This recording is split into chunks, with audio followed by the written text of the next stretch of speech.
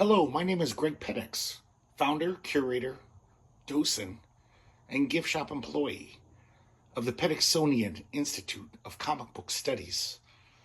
This YouTube channel, over the next few weeks and months and years hopefully, will pick a gem from this dragon's hoard of sequential narrative greatness to show it off to you, the viewer.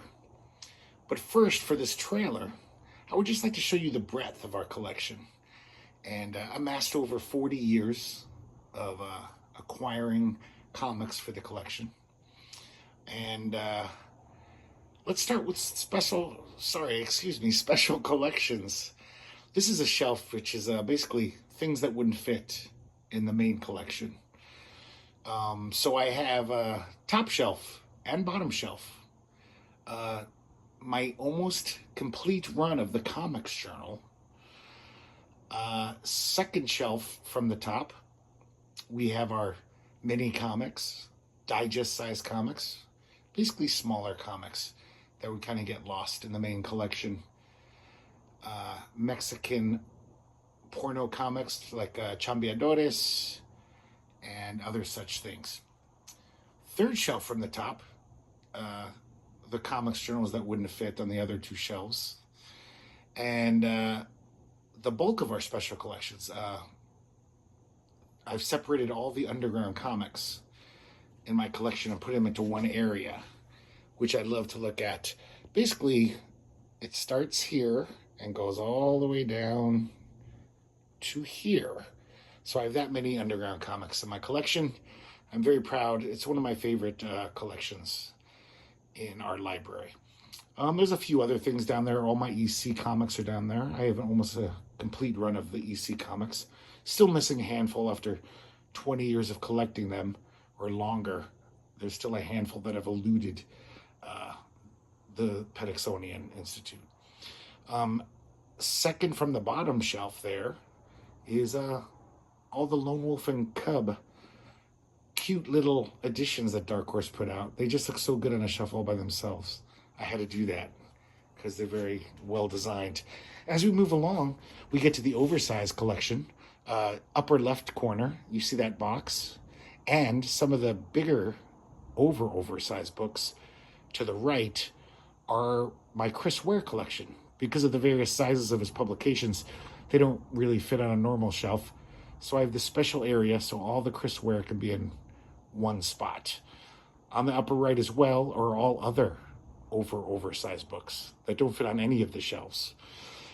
Under that, we have magazines and periodicals and books about comics, not comics themselves, but reference material. Every magazine except for Comics Journal about comics that we own. Under that, so those are the top two shelves. The very skinny shelf under that is my Jack T. Chick comics and just some crap. Under that, the second thinnest shelf are oblong books, such as Beagle Band, my Beagle Band collection, a cornerstone of any good comics library, and other books that are oblong and don't really fit on a shelf well. The last two shelves on the bottom are the beginning of the oversized main collection, which don't quite fit, so they had to start on this shelf, and they continue on the bottom shelf as we go through the main collection. So here we begin. As you can see, there are no long boxes in the Petixonian Institute. That would be foolish. A good comic collection should have shelves for easy access, all alphabetized by creator, unless it's an anthology, and then it's by title. This is all A through Z of our collection. You can see we got a lot of gems there. Every Spirit by Will Eisner. Every heavy metal up to the 90s when they started to kind of suck. All the Fourth World Jack Kirby. This is a part of a collection where you really can see why it's good to alphabetize by creator.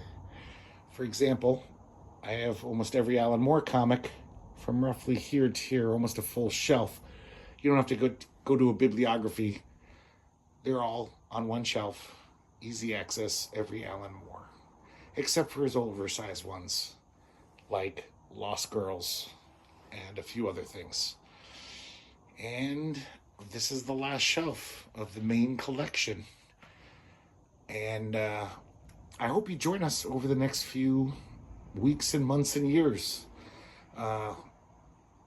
Every episode, we'll be taking one of these comics off the shelf, and we will show them to you. And you can see every page, and we'll talk about the artists and the writers and points of interest. So I hope you like and or subscribe to the Petixsonian Institute of Comic Book Studies. I hope you come along for the ride.